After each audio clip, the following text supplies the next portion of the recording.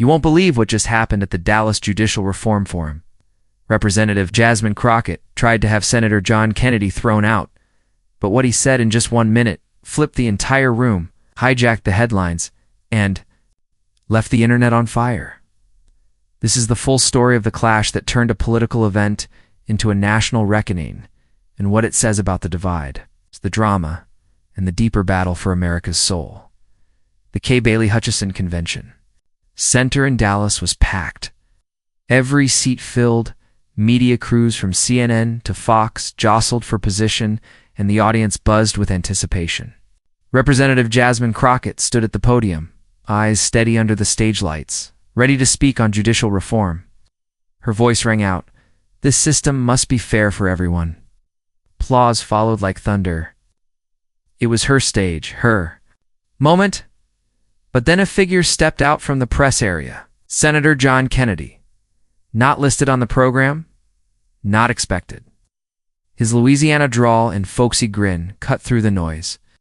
"Representative Justice sounds nice," he said casually, as if starting a backyard conversation. "But what about reality?" The audience stilled. Phones flew into the air. Crockett narrowed her eyes. "Senator, you weren't invited," she said coldly. Laughter rippled through the room, but not everyone was amused. Someone in the crowd yelled, "Kick him out!" Crockett turned to security. "Escort the senator out," she instructed. Firmly, 2 guards moved toward him, but Kennedy didn't flinch. Instead, he raised both hands, an unspoken call to pause. "Hold on, folks," he said gently. "I'm not here to disrupt. But if we're talking about justice, don't I get a say too?" The room hesitated. A few chuckled. Others leaned forward. One man near the back shouted, "Let him speak." Even Crockett hesitated for a beat, reading the room. She'd seen political stunts before, but this didn't feel rehearsed. It felt dangerous, not physically, but rhetorically. Kennedy was winning hearts before she could push back. Her voice stayed cold, controlled. "This is a forum for solutions, not stunts. If you have something to say, sign up like everyone else." Kennedy smiled like a man who knew exactly what he was doing. "I don't need the whole stage," he said. "Just 1 minute. It's 1 minute to say something this country needs to hear." He turned to the crowd. "Is 1 minute too much?" The room erupted.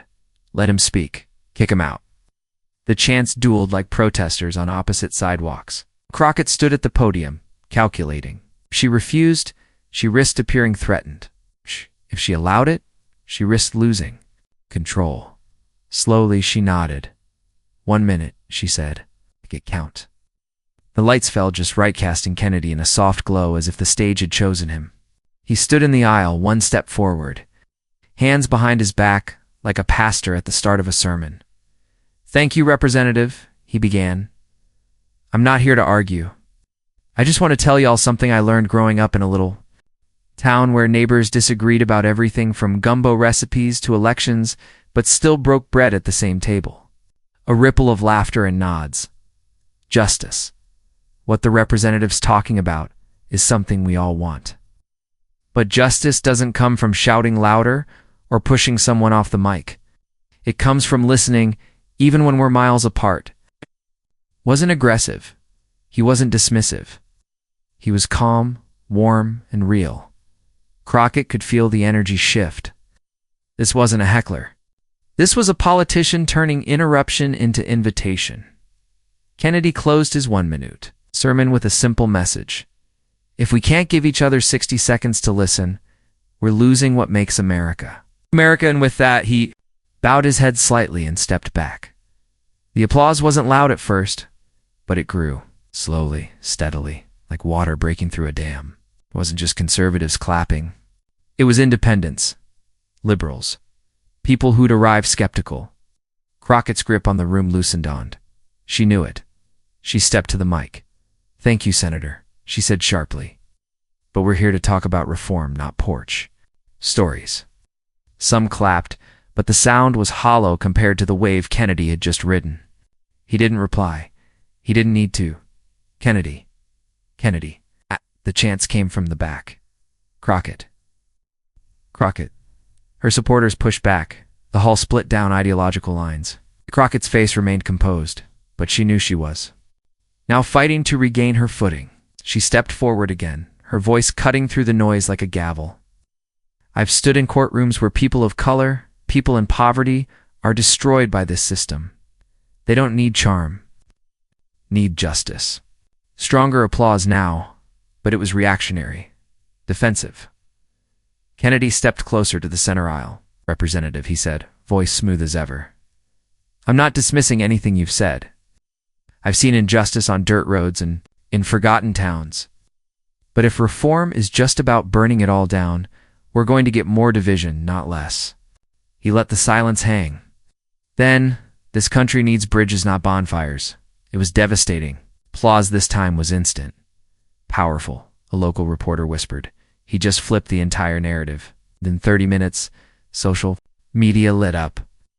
A 1-minute clip of Kennedy's remarks, posted by an account named Texas Truth Seeker, went viral.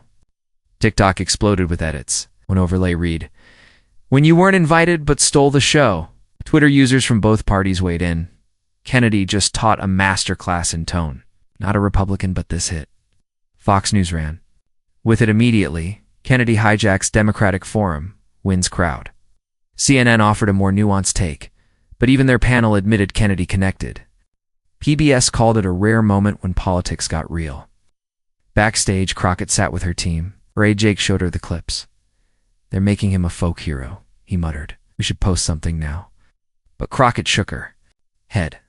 I'm not chasing clips, she said. I said what needed to be said. I'm here to fight for reform, not likes. Across town, Kennedy sat in the back of a black SUV. His advisor hung red YouTube comments aloud. You did it, Senator. This thing's exploding. Kennedy leaned back in his seat, hands folded. I just said what I believed, he said quietly. If folks want to listen good, not all sleep just fine. Even Crockett's supporters had mixed reactions. At a nearby coffee shop, 2 women watched the clip on one of their phones.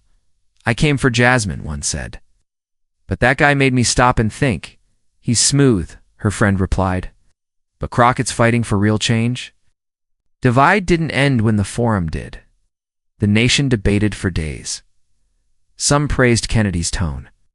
Others accused him of derailing a critical conversation about systemic injustice.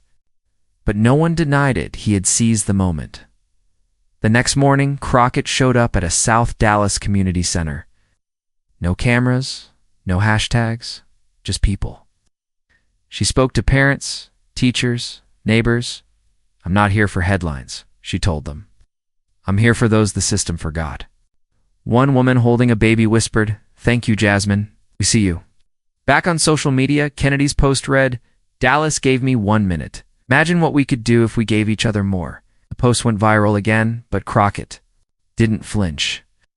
Justice, she said in a radio interview that week, doesn't come from applause. It comes from work. In the end, Kennedy stole the spotlight. But Crockett stood her ground. One grabbed attention, the other stayed the course, and somewhere between them, between the applause, the hashtags and the headlines, a deeper truth echoed, if 1 minute of listening can shake a room, imagine what a conversation could do. Subscribe for more raw, unfiltered moments like this, because the stories shaping America aren't just on the news, they're happening right now.